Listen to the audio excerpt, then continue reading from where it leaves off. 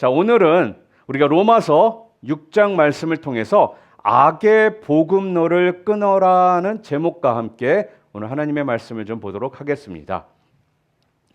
로마서 5장 20절에 보게 되면요, 사도 바울이 이렇게 말씀을 했습니다. 죄가 더한 곳에 은혜가 더욱 넘쳤나니, 이렇게 말씀을 했습니다. 자, 이 말은 죄를 많이 지었던 사람이 용서를 받고 나면 더 감사가 넘치고 감격이 넘친다, 그런 얘기입니다. 자, 그랬더니요, 사람들이요, 참 쉬운 이야기인데 그 말씀을 꼬아서 또 이렇게 묻는 겁니다. 목사님, 그러면 은혜를 많이 받으려면 죄를 더 많이 지으면 되겠네요? 은혜를 더 받고 싶으면 자꾸만 죄를 지어야 되겠네요, 이러더라는 거예요. 이렇게 오해하는 사람들이 있을까 봐요. 사도 바울은 오늘 본문 1절과 2절에서 뭐라고 이야기를 하고 있습니까? 우리 함께 한 번 더 읽어보도록 하겠습니다. 현대인의 버전입니다. 그러면 하나님의 은혜를 더 받으려고 계속 죄를 지어야 하겠습니까? 결코 그럴 수 없습니다. 이미 죄에 대하여 죽은 우리가 어떻게 죄 가운데 그대로 살 수 있겠습니까? 자, 이게 무슨 말입니까? 아니, 우리가 무슨 말을 하겠느냐? 은혜를 더 받으려고 그러면 죄를 더 지어야겠느냐? 말도 안 되는 소리 하지 말아라. 죄에 대해서 죽은 우리가 어떻게 죄 가운데 살 수 있겠느냐? 지금 그런 이야기입니다. 참고로 오늘 본문 2절 하반절에 보면요, 우리가 죄에 대해서 죽었다라는 이야기가 나옵니다. 그러니까 죄에 대해서 죽었다라는 건요, 여러분, 우리가 더 이상 죄를 짓지 않는다, 그런 뜻이 아닙니다. 그러니까 우리가 죄에 대해서 죽었다라는 것은, 내가 예수 그리스도를 구주로 영접했으니까 이제부터는 나는 더 이상 죄를 짓지 않는다, 그런 뜻입니까? 이렇게 물어볼 수 있다라는 거예요. 그런데 오늘 본문이 뭐라고 얘기했습니까? 그런 뜻이 아니라는 것입니다. 죄에 대해서 죽었다라는 건요, 신학적으로 말하면 이게 죄의 신분의 죽음이냐, 죄의 성품의 죽음이냐를 가지고 많이 따지는데, 여기서 죽었다라는 건 예수를 믿음으로 말미암아 죄의 신분의 죽음을 말하는 거지, 죄의 성품의 죽음을 말하는 것이 아닙니다. 그러니까요, 예수를 믿은 후에도 계속 죄의 그 성품이 안 변하고 남아있잖아요. 아니, 예수를 믿었으면 죄에 대해서 죽었다 그랬으니까 내가 더 이상 죄를 안 지어야 되는데, 어떻죠, 우리요? 예수를 믿었다고 하면서도 죄를 우리가 어떻게 하고 있어요? 계속해서 짓고 있더라는 거예요. 여러분, 솔직히 우리가 크리스천으로서 이 부분이요, 어찌 본다면 정말 큰 괴로움입니다. 아니, 고민이라는 거예요. 아니, 내가 예수를 믿었는데, 죄에 대해서 죽었다 그랬는데 내가 왜 계속 지금도 죄를 짓고 있지? 이것이 우리의 괴로움이고 고민이라는 것입니다. 그러니까요, 여러분, 성품도 우리의 신분처럼 변화가 되면 너무나도 좋겠는데, 이 성품이라는 것이요, 여러분도 알다시피 하루아침에 변하는 게 아니더라는 거예요. 그러니까 죄에 대해 죽었다라는 건요, 죄의 종로로 타던 우리의 옛사람, 죄의 종의 신분이 죽었다라는 것입니다. 그래서 더 이상 우리의 신분이요, 죄의 종이 아니라, 죄의 노예가 아니라, 이제는 어떻게 된 것입니까? 예수 그리스도를 구주로 영접하는 순간 하나님의 자녀, 왕의 자녀의 신분이 되었다라는 의미예요. 신분의 그 변화를 말하는 것입니다.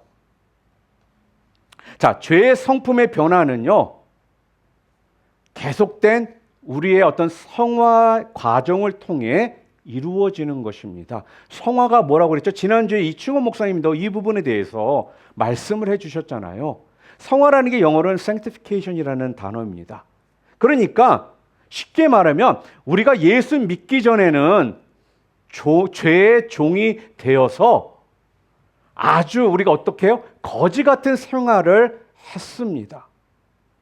그러나 예수를 믿는 그 순간에 우리의 신분이 완전히 바뀌어서요, 새로운 피조물, 또한 왕자가 되고 공주가 된 것입니다.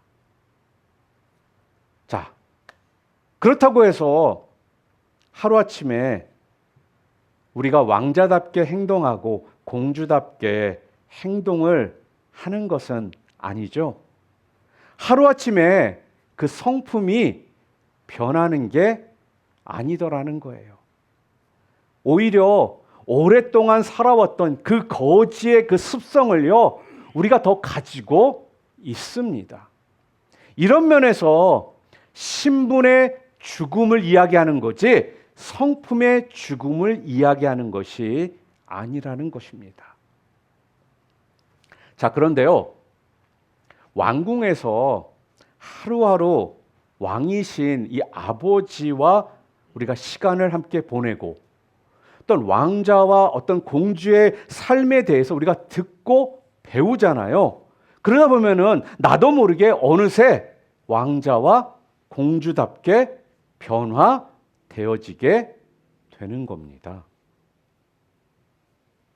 그러나 아무리 거지같이 우리가 행동을 해도 분명히요, 우리의 신분은 이제는 왕자가 되었고 공주가 된 것입니다. 이것은 부인할 수 없는 사실이라는 거예요. 이게 오늘 본문이요, 여러분과 저에게 하고자 하는 말씀입니다. 자, 그러니까 다시 말씀을 드리면요, 이런 거예요. 우리가 무슨 말을 하겠느냐? 내가 은혜를 더 많이 받으려고 죄를 짓겠느냐? 말도 안 되는 소리 하지 말아라. 죄에 대해서 죽은 우리가 어떻게 죄 가운데 살 수 있겠느냐? 그런 이야기예요. 자, 이 말을 좀 더 여러분이 이해하기 쉽게 바꿔서 이야기한다면 이런 뜻입니다. 아니, 그러면 우리가 이미 왕자가 되고 공주가 되었는데 우리가 더 기쁘고 더 감격스럽게 느끼는 삶을 살기 위해서 그러면 내가 다시 거지처럼 살아야 된다는 말이냐? 그런 말도 안 되는 소리 하지 말아라. 그건 미친 짓이다. 이제 우리는 완전히 신분이 바뀌었다. 이제 더 이상은 거지가 아니라 왕자이다. 이제 더 이상은 죄인이 아니라 의인이다 라는 것입니다. 사랑하는 성도 여러분, 우리가 계속적으로 지금 로마서 1장부터 계속적으로 우리가 묵상하며 오고 있습니다. 우리가 여태까지 읽었던 묵상하고 있는 로마서 1장부터 5장까지를 우리가 계속해서 보면요, 같은 이야기가 우리에게 주어지고 있습니다. 어떤 말일까요? 너도 죄인이고 나도 죄인이고 우리 모두가 다 죄인이다라는 것입니다. 그 이야기를요, 계속적으로 로마서 1장부터 5장까지 계속 그 이야기를 우리에게 하고 계신다라는 거예요. 자, 그런데요, 죄인의 신분으로 우리가 살다가 또 죄의 종으로 우리가 살다가 어느 날 의인이라는 신분의 옷을 입게 되었습니다. 어느 날 갑자기요, 하늘나라의 왕자가 되었고 공주가 되었습니다. 그런데 문제가 뭐예요? 뭐가 문제죠? 아무리 열심히 살아도 우리는 왕자처럼 못 살고 공주처럼 못 산다는 겁니다. 왕자로 공주로 사는 게요, 때로는 너무 갑갑합니다. 불편하다라는 거예요. 그래서 옛날 거지처럼 살 때를요, 그리워하게 됩니다. 이스라엘 백성들이요, 출애굽을 하여 홍해를 지나 하나님의 백성이 되었을 때 이들이 얼마나 기쁘고 감격을 했습니까? 자, 그런데 얼마 지나지 않아 가지고요, 좀 힘듦이 그들 가운데 있고 배고픔이 그들 가운데 생기니까 그들이 뭐라고 합니까? 애굽에서 종살이 할 때가 훨씬 더 좋았다라고 그렇게 말을 하더라는 거예요. 여러분, 그것처럼요, 자꾸만 우리가요, 아담의 족보로 돌아가고 싶어 하더라는 것입니다. 왕자처럼 좀 멋있게 걸어가고 싶은데 자꾸 우리가 가다가 넘어져요. 또 왕자처럼 좀 우아하게 비발디 사계라든지 찰콥스키 피아노 협주곡 같은 이런 클래식을 들어야 하는데 매일매일 끌리는 게 뽕짝이나 트로트고 세상적인 음악들이 자꾸 땡기고 듣게 되더라는 것입니다. 그렇게 되면서 아무래도 자기 자신이 왕자같이 아는 겁니다. 여러분, 여기서부터 갈등이 시작되는 겁니다. 나는 아무래도 왕자가 공주가 아닌가 보다. 여러분, 제가 앞에서도 말씀드렸던 것처럼요, 신분의 변화와 성품의 변화, 이 차이를 여러분 혼동하지 마시기를 바랍니다. 다시 말씀드리지만 우리가 예수를 믿을 때요, 우리에는 신분의 변화를 경험하게 된 겁니다. 죄인에서 의인으로, 거지에서 왕자로, 종에서 아들로 이런 신분의 변화가 이루어졌습니다. 그러나 문제는 우리의 성품의 변화가 이런 수준까지 도다르지를 못하더라는 거예요. 신분은 왕자요, 의인이요, 아들로 변화되었는데 우리의 성품은 그러한 모습으로 변화되지를 못하더라는 것입니다. 여러분, 그럼 이렇게 한번 질문해 볼게요. 신분이 바뀌면 그 사람의 수준도 바뀌나요? 신분이 바뀌면 그 사람의 수준도 바뀌어요? 그렇지는 않습니다.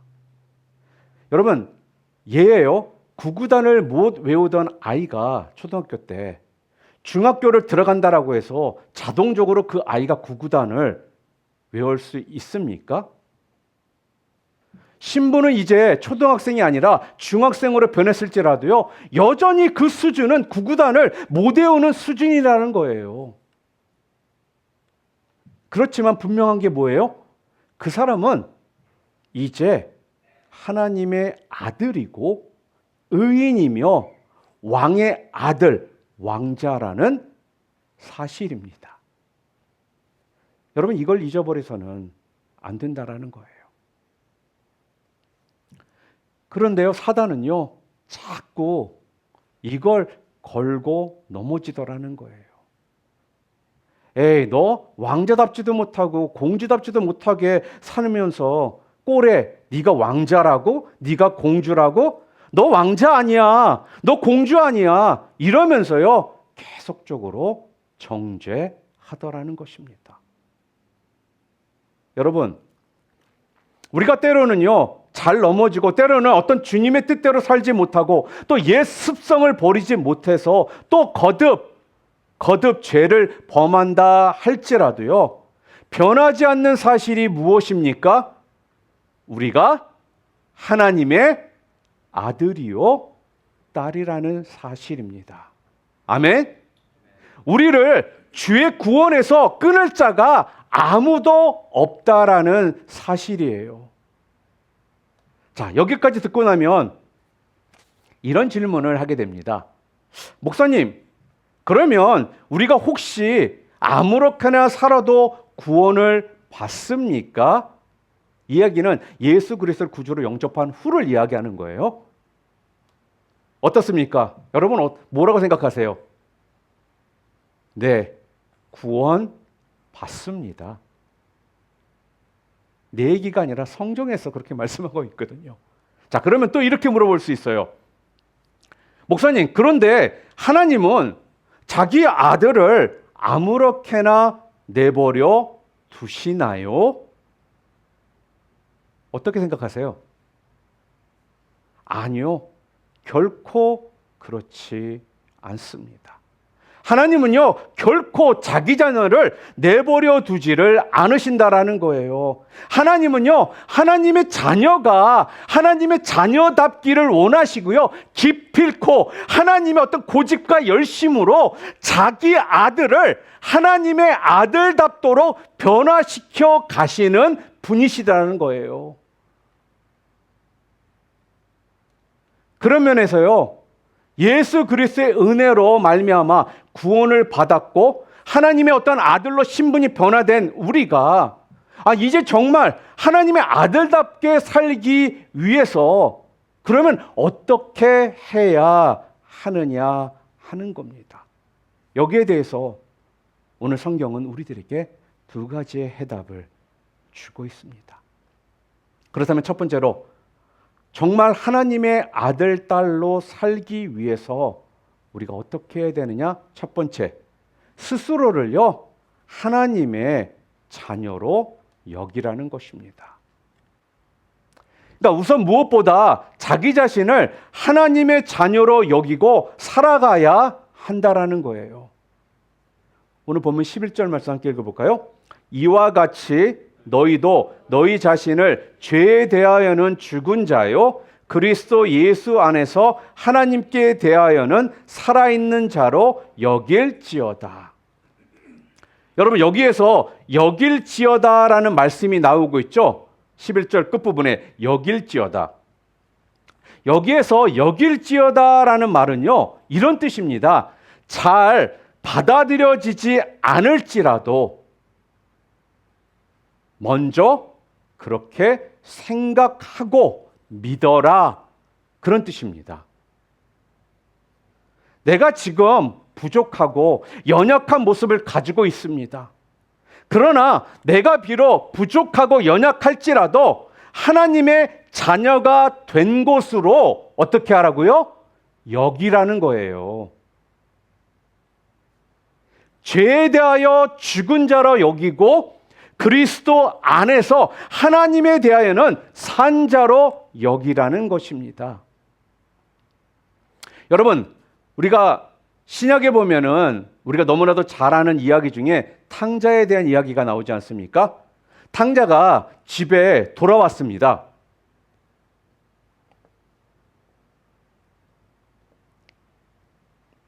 집에 돌아오는 순간요, 탕자는 종살이를 하던 신분에서 다시금 아들의 신분으로 회복이 되었습니다.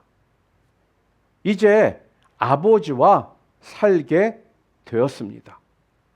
자, 그러나 우리 인간이라는 존재에게는요, 관성의 법칙이라는 게 있습니다. 관성의 법칙. 탕자가 해외 나가가지고요, 허랑방탕하게 살다가 집으로 돌아왔잖아요. 그리고 아버지께 용서를 받았습니다. 정말 탕자는요, 이를 깨물고 굳게 다시는 그렇게 살지 않겠다라고 결심을 했습니다. 자, 여러분, 그렇다고 해서 하루아침에 탕자로 살아오던 삶의 패턴이 바뀌어집니까? 인간은요, 그렇게 하루아침에 바뀌는 존재가 아닙니다.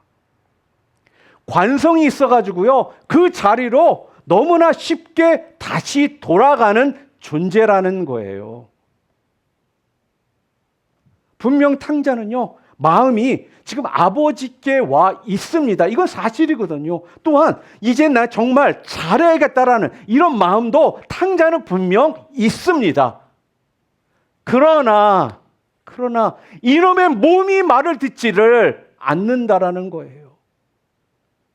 아버지께 마음이 와 있고 다시는 그렇게 안 하겠다라는 마음이 있음에도 불구하고 이 몸이 말을 듣지를 않다라는 겁니다. 그러니까 여전히요, 게으르고, 여전히 반항적이고, 여전히 음주가무 노는 게 좋고, 그렇더라는 거예요. 자, 그러면 이럴 때 어떻게 해야 합니까? 정말 아버지 볼 면목도 없고 나 뜨거우니까 이번에 진짜 집 나가야지. 이게 맞습니까? 진짜 그렇다고 집을 나가면요, 도저히 변화될 수 있는 길이 없어지는 겁니다. 비록 그런 어려움이 있고 그런 잘못된 길이 계속 거듭된다 할지라도 여전히 아버지 곁에 머물러 있어야 하는 겁니다. 그래야 여러분, 아버지가 잘못이라도 좀 지적해 줄 것 아니겠습니까?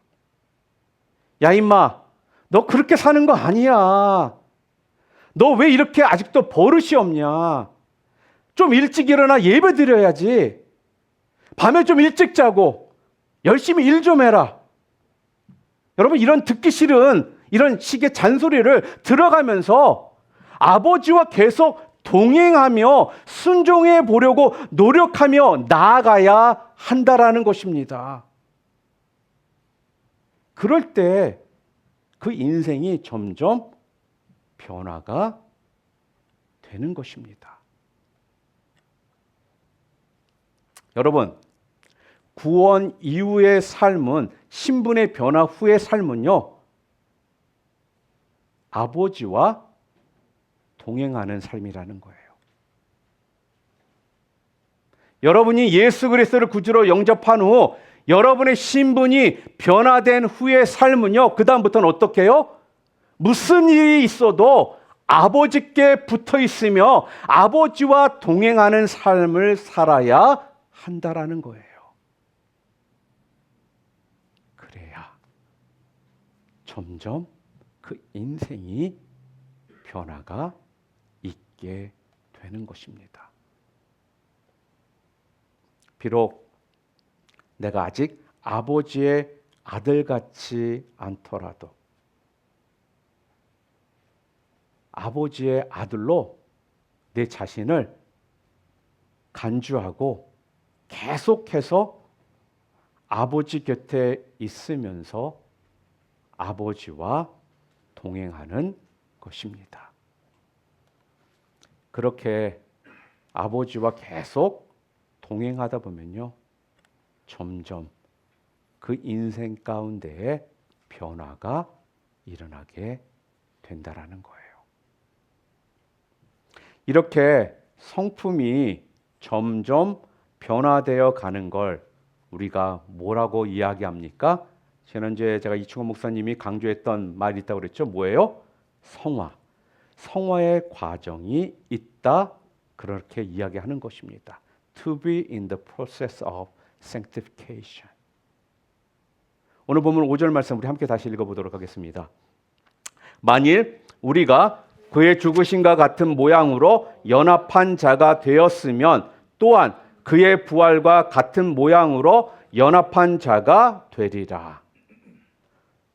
오늘 본문 6장 3절부터 8절까지의 말씀을 보잖아요.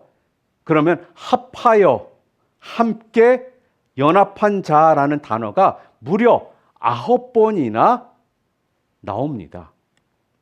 여기서 우리가 알 수 있는 것이 무엇입니까?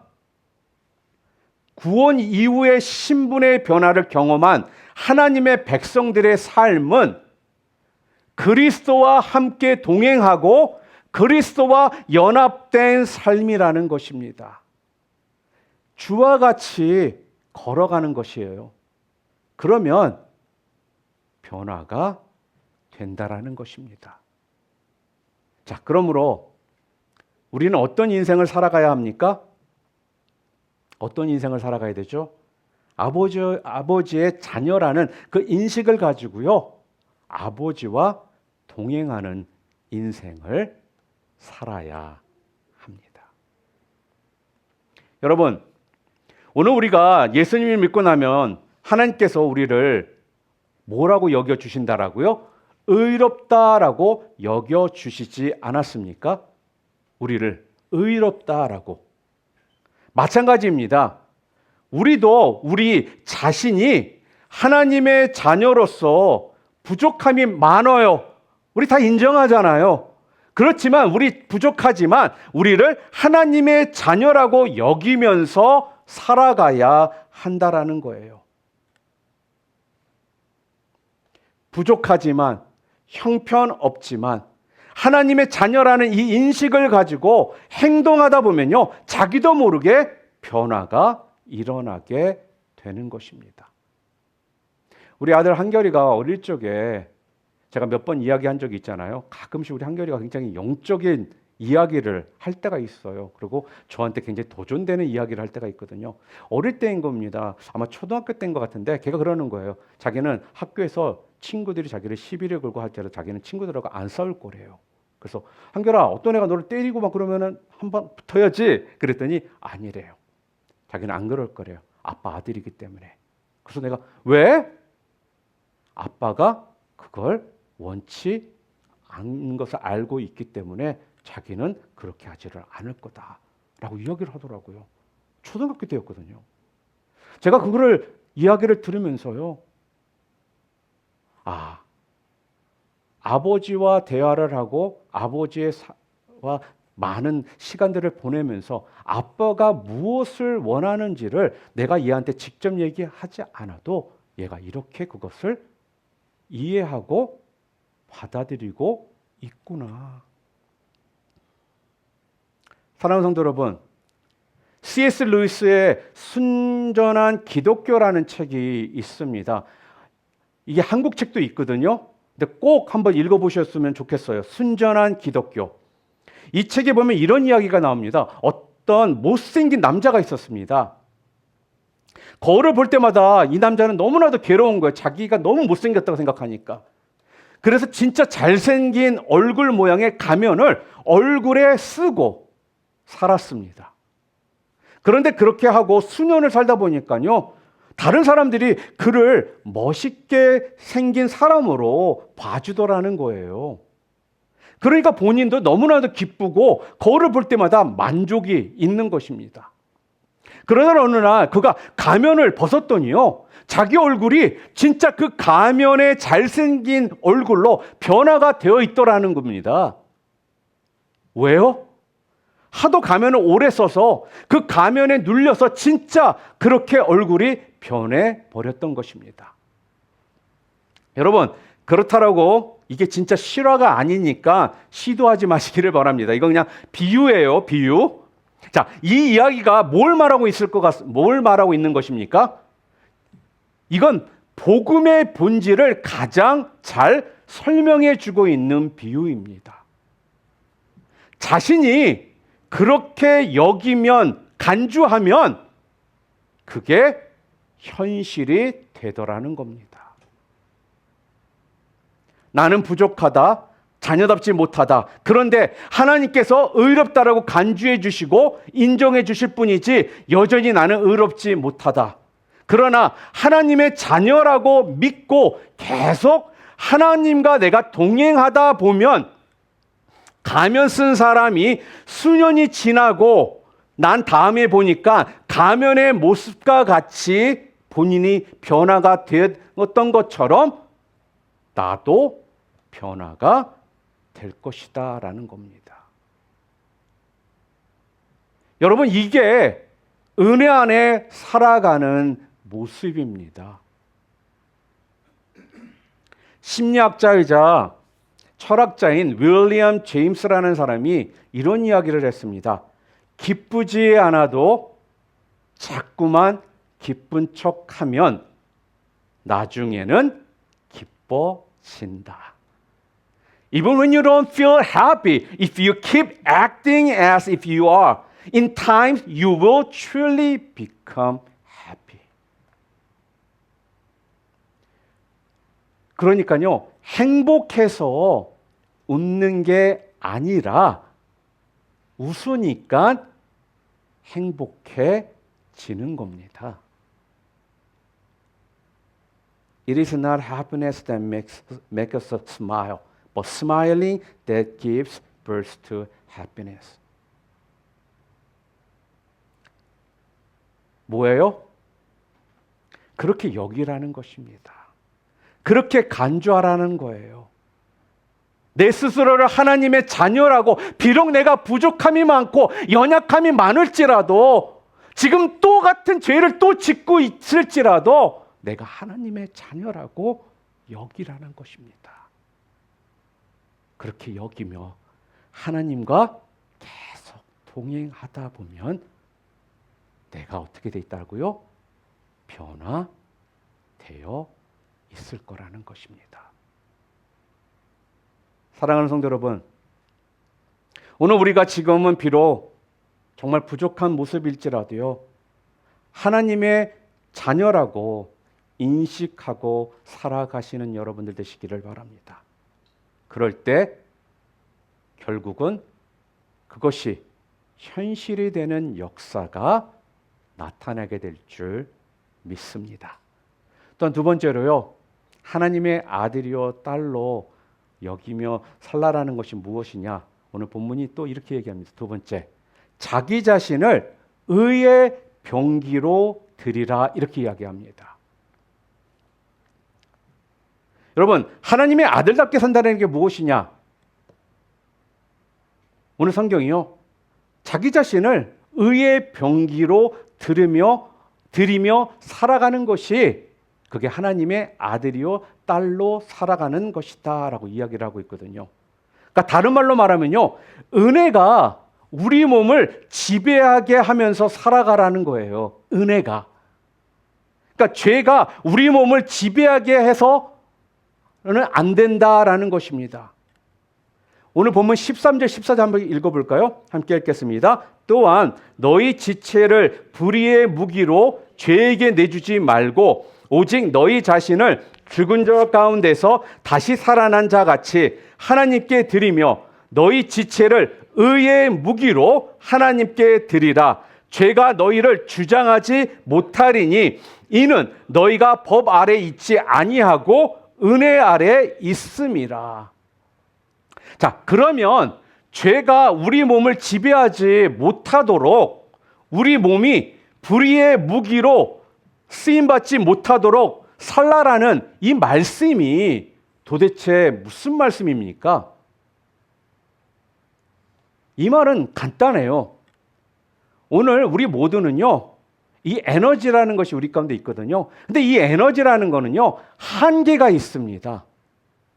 그런 면에서 우리가 가지고 있는 이 제한된 이 에너지를 아무 데나가 아니라 좋은 곳에 쏟아 부으라는 것입니다. 반대로 나쁜 곳에는 에너지를 주지 말고 고사시켜 버리라는 거예요. 그러니까 다 말려 죽여버리라는 것입니다. 그러니까 시간을 쓸 때도 좋은 곳에는 시간을 많이 투자하고 나쁜 것에는 시간을 전혀 주지 말라라는 거예요. 그래서 우리 자신을 절대로 불의의 무기로 쓰임받지 못하도록 하고 의의 무기로 쓰임받게 만들라는 것입니다. 그러니까 예를 들어 이런 거죠. 여러분, 사람이 죄를 낮에 많이 짓습니까? 아니면 밤에 많이 짓습니까? 언제 많이 짓죠? 주로 밤에 죄를 많이 짓지 않습니까? 자, 그러면 밤에는 힘이 하나도 없게 만들어 버려야 한다는 거예요. 어떻게 하면 될까요? 새벽에 좀 일찍 일어나요. 그리고 낮에 열심히 사는 겁니다. 아니, 몇 시간씩이라도 낮에 운동도 하고 돌아다니라는 거예요. 또 아침에는 좀 많이 먹어서 든든하게 하더라도 저녁에는 좀 배를 허기지게 만들라는 것입니다. 그러면 어떻게 될까요? 우선은 밤이 되잖아요. 그럼 졸려서 죽기 일보 직전까지 가게 되어 있습니다. 아침 일찍 일어나서 바삐 지냈기 때문에. 눈이 떠지질 않아요. 배가 고파서 뭔가 할 힘이 없습니다. 그래서 그냥 쓰러져 자게 되는 것입니다. 이렇게 우리를 뭔가 밤에 움직이게 만드는 모든 이런 복음로를 끊어버리면요, 밤을 완전히 죽일 수 있는 겁니다. 그런데 낮에 점심을 먹고 피곤하다라고 몇 시간씩 낮잠도 자고 휴식을 취하잖아요. 그럼 밤이 되면요, 대략 그때부터 어떻게 되는지 아세요? 에너지가 솟아납니다. 오히려 밤 한 10시, 11시 되잖아요. 그럼 눈이 초롱초롱해져요. 해지기 시작한다라는 거예요. 그러니까요, 우리는 할 수만 있다라면 좋은 곳에 자양분을 공급해야 한다라는 것입니다. 여러분, 이런 예화가 있습니다. 검은 말과 하얀 말 이야기입니다. 검은 말, 흰 말. 어떤 경주마 조련사가요, 조련을 했는데 이상하게 이 사람은 그날 결과를 너무나도 딱딱 알아맞추는 거예요. 그래서 혹시 여기에 뭐 비리가 있는 건 아닌가? 아니, 어떻게 저렇게 잘 맞출 수 있지? 라는 의문을 갖기 시작합니다. 아니, 그 사람을 향해 의심을 하기 시작하더라는 거예요. 그런데요, 그 비결이 뭐냐면은 경주하기 3일 전부터 검은 말에게 먹을 것을 많이 주면 검은 말이 이기고, 흰 말에게 많은 먹을 것을 주면요, 흰 말이 이기더라는 것입니다. 다른 말로 말하면요, 다른 말에게 먹을 걸 안 줘서 피골이 상잡하게 만들으니까 먹지 못한 말은 우승할 수가 없더라는 거예요. 여러분, 우리도 똑같다라는 것입니다. 우리 인생 가운데도요, 이 흰 말과 검은 말, 이 두 마리가 우리 삶 속에서 함께 뛰고 있다라는 거예요. 우리 인생 가운데 검은 말이 강력해지는 이유가 무엇일까요, 여러분? 내가 자꾸 이 검은 말에게 자양분을 공급해 주기 때문이라는 것입니다.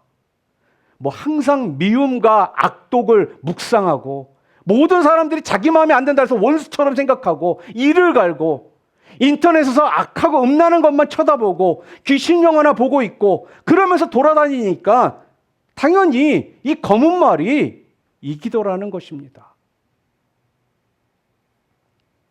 반면에 선한 것과 말씀을 묵상하고 긍정적인 것을 생각하고 서로 간증을 나누고 함께 기도하고 예배에 나와서 함께 찬양과 예배 드리면서 이렇게 좋은 것을 계속 공급해 주면 우리 인생에 바로 그 흰 말이 이기게 되는 것입니다.